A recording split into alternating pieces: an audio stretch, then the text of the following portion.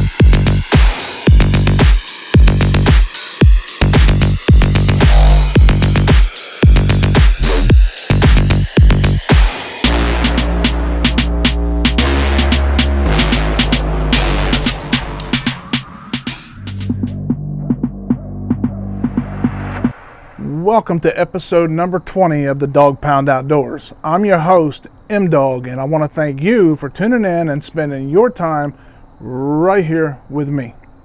On this episode, it's October 15th, 2024, and we are midway through Delaware's early muzzleloader season. I recently suffered a tragic loss in my family, so I wasn't really in the mood to do any hunting, which is why I've missed the first few days of this season. But being out in the woods has always been very therapeutic for me, and it helps me with the healing process. So out to the woods I go because I've got a lot of healing to do. Up to this point, it's been very warm here on Delmarva, but that's all about to change due to some much cooler weather coming down from Canada, which is all about certain to get the deer up and moving during daylight hours. So maybe it was good that I waited until now to get back out there. But I can tell you that the hunter's moon is upon us because the deer have changed up their behavior a bit, and we are starting to see some rut activity, and new bucks have moved into the area. We have this one big-bodied buck that's just showed up, and he's got some funky stuff going up top of his head, so I've properly named him Big Ugly. He's just got a big old body, and his neck is all swolled up already, but I don't know what he's got going on up top his head. He's either a 6 or an 8 point, but it almost looked like he's got a second main beam on one side. Hopefully he will daylight at some point so I can get a better look at him. The hunter's moon causes a shakeup in the deer woods, and things start to get very interesting. This year, the hunter's moon is also a supermoon, so many of the deer may not even walk out into a field or into an open area until it gets completely dark. The moon will give them plenty of dining light. Did you know that the earliest recorded use of the term hunter's moon was cited in the Oxford English Dictionary back in 1710?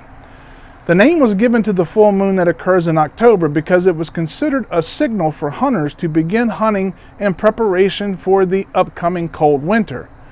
This was also the time where animals were fattening themselves up to get ready for the winter season. With the crop fields usually cleared out under the harvest moon, hunters could easily spot deer and other animals that had come out to the fields to search for remaining scraps. In more modern times, we've also associated the hunter's moon with the non-official beginning of the white-tailed deer breeding season, more commonly referred to as the rut. With any luck, maybe old Big Ugly will be out looking for a date, and he'll stroll right on in the gun range tonight. So, without further ado, it's time to go muzzleloader hunting. The weather is perfect here on Delmarva, so it should be a nice evening hunt. Either way, it's going to be a lot of fun, so I hope you guys enjoy it. We are out to the farm in Delaware, trying to figure out what we got going on. I got out here a little early for the evening hunt. Right now, getting everything out of the scent stopper bags, stuff that's already been treated with ozone, and then we're going to be heading out here to the stand here in a minute. We get out here to the field, and man, they're cutting beans in the back field, back by tower blind number 2.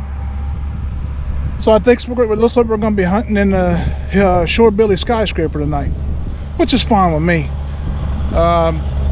Just getting all my gear together, getting ready to tote it on back, and I'll be hunting with the old TideWe, my TideWe hunting chair tonight, because I might need it. Yesterday it was in the 80s, and it's literally dropped down. Here, the combine, that's a combine going by. I'll let you see.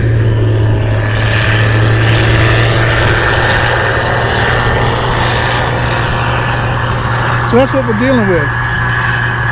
Not saying you can't kill deer when combines are out running, because I've done that before, but we're going to hope that at some point this evening they shut them down before dark, or before it gets close to legal shooting time.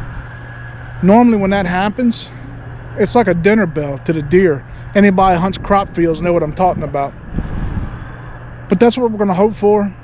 We've got our HECS suit on, which will help with hiding our movement, and then we've got the scent stopper stuff on, which is going to kill any human scent. So we should have that covered to get us into that tower blind, and then we're just going to sit there. So you guys just hang tight for a little bit, and be back with you in a minute. All right, we made it out here to the blind. It is 3 o'clock. I think it's 3 o'clock. We took a little bit more time getting out here because of the combines in the area, and really until they moved away from the edge of the woods, we weren't going to get a lot of action. And I don't know if we're going to get a lot of action still, and I'll show you why. Hang on a second. Let me see if I can spin this thing around. Hang on. You see that? Big old tractor trailer sitting right over there. And of course you can see the cloud of dust. That's the combine still out there working the back field. Now, right over in there, let me see, yeah, right there, right back there. See a little opening back there? Right back there is tower blind number 2. And that was where I was gonna hunt tonight. And the cell camera back there has been lighting up for the last 3 days where we've had a cool front move in. Well, no need to hunt that when we've got that about 75 yards away from the blind. So we are improvising. You overcome and you adapt. And let me tell you something. I may have even underdressed for the weather. It was warm when I first got here. Temperature's dropping, which is good for the deer. But it's probably 50-ish, somewhere in there. Loving every minute of it, but I may have just underdressed a little bit. But let me tell you something. My mama didn't raise no fool, and I'll show you why. Right there. Worst case scenario, I have my TideWe. And yes, that's a heated jacket. That's the Inferno. That thing, man, that's the bee's knees right there. Let me tell y'all something. Y'all have a little issues with cooler weather, and you don't need to put a whole bunch of underlayers on. Get yourself one of those Inferno jackets. So they've got a couple different styles of it. Them heated jackets work phenomenal. You won't regret it. I'm telling you. Alright, well, finished getting set up here. We're still got about 2 more hours before I think the deer will actually start moving. And then hopefully Farmer John will be out of the area. So stay tuned. It could be a hit or miss, but we out here, people, and I love you. The combine's out here.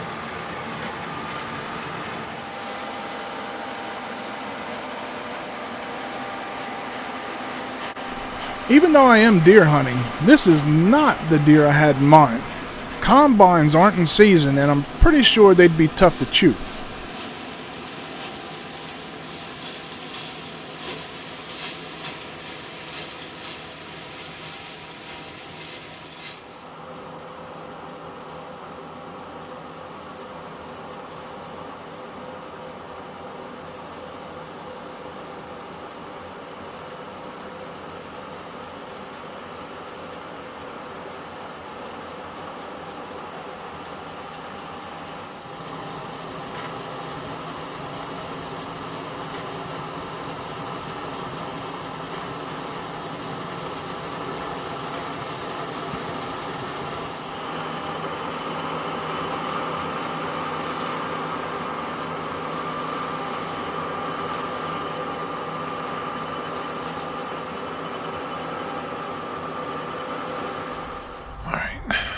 So the combine left.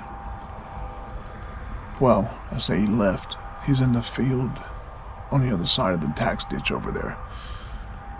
So I think we're going to be okay. It's 4:30, and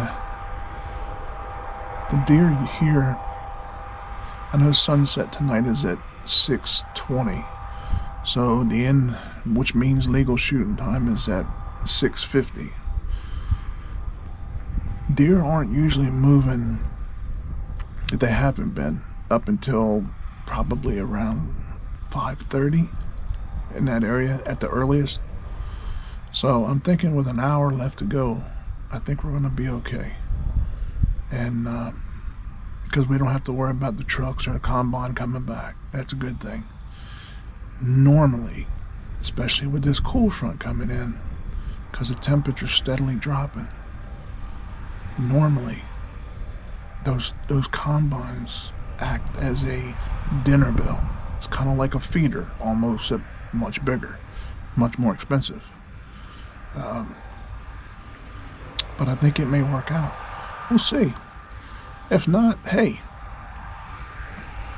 there's always a next time. But I ain't giving up. I know a lot of people would say, the heck with this. They've been dusted from the combine. I mean, I literally got dusted. I was wiping the lenses of the cameras off because he was blowing dust even up here. And of course the wind, the way the wind is tonight, it's blowing right straight at me from where he was at. So yeah, we ate some dirt. Not the first time, but stay tuned. Hopefully with this cool front, like I said, hopefully that'll help us. And keep your fingers crossed. It ain't over until the you know what sings. I better not say it because YouTube will slap my wrist. In case y'all were wondering why I'm by myself tonight. Taylor, missing you, buddy.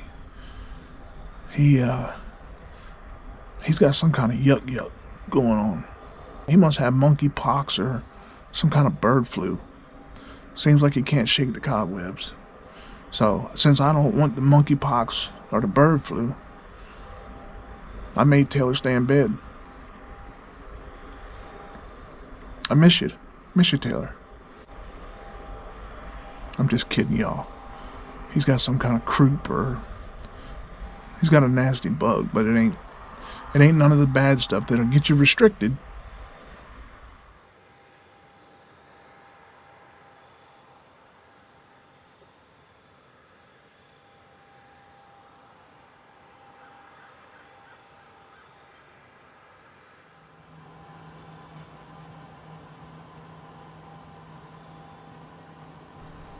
Apparently, there was just too much going on for the deer to show up during daylight hours. Alright, so just like I thought, came out of the woods, whole bunch of deer in the field. And one thing I didn't count on tonight, which I don't know why I didn't, it is a full-blown full moon. And man, them deer, you know, when they ain't got to come out in the daylight to eat, especially when the field's just been cleaned, they can come out under a full moon, eat all night long, and not have to worry about much of nothing. So yeah, we ain't got to worry about the beans being picked no more, since all that's gone. But we had, like I said, there's probably 20 deer in the field when I came out of the blind. And you know, we gave it a whirl. I'm hoping I'll have one more day to get back out here. I think muzzleloader ends on Sunday, but I got to double check. If it ends on Sunday, I'll be able to be back out here. So hopefully I'll get one more day with the muzzleloader before it goes out. And you know, all we can do is try, my family. You know, if you ain't out here trying, there ain't no way you're gonna get nothing. So thank y'all so much for being here. Sorry about the boring hunt, At least you got to see a combine up close and personal, if you've never seen one. But love you guys. Stay safe out there. Happy hunting, and I'll see you soon. Unfortunately, there are no guarantees when it comes to 100% wild and fair chase hunting conditions. And quite honestly, I wouldn't want it any other way. It's the thrill of the hunt and the excitement for the unknown that keeps us going day after day, and it's the fuel that feeds our passion. I promised you guys that I would share my trips to the woods with you without sugarcoating anything. You will always see what really happens, as it happens, good or bad.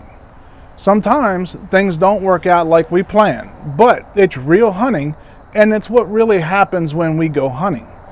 Every hunter can relate because they all have their own stories to tell, and each one is unique. That's the bond that we all share. We spend months of preparation and get all of our gear decontaminated and ready to go, only to spend hours looking at the southbound end of a northbound John Deere combine. And why do we do it? For the love of the game. Be sure to tune in next week because I'll be back out on the farm in Delaware for the last day of the October muzzleloader season. The bean fields are now cleared out, so I'm hoping the feeders will help hold all those does on the property. We've had a long drought here in Delaware, so having farm ponds that are full of water is certainly important to all the wildlife in the area. So, with plenty of food and water available, I think we'll be okay. But I guess we'll see. Please don't forget to smash that like button, and if you enjoyed this type of content, please consider smashing that subscribe button as well. This way you won't miss out on any new content, and it helps the channel out tremendously. Please go and support these great businesses who help us make this content possible. STEEL'S Gun Shop, Splatterburst Targets, TIMBERTRAIL e-bikes, The Scent Stopper, SCHRADER'S Outdoors, HECS STEALTHSCREEN, CARLSON'S Choke Tubes, TideWe, and STREAMLIGHT. All of their contact information will be included down in the description of this video for your convenience. And don't forget, if you're gonna purchase some awesome new gear from TideWe, make sure to use my exclusive promo code MDOG15 to receive a 15% discount on all of your purchases. It's my way of saying thank you, and I'm grateful for your support. So, until next time, spend time with those that mean the most to you in the great outdoors. Time spent with them is always time well spent. Happy hunting, stay safe, but most importantly, God bless you and yours. I'm M-Dog, and I'll see y'all next time on the Dog Pound Outdoors. On the next episode, I'll be back for the last day of the October muzzleloader season here in Delaware.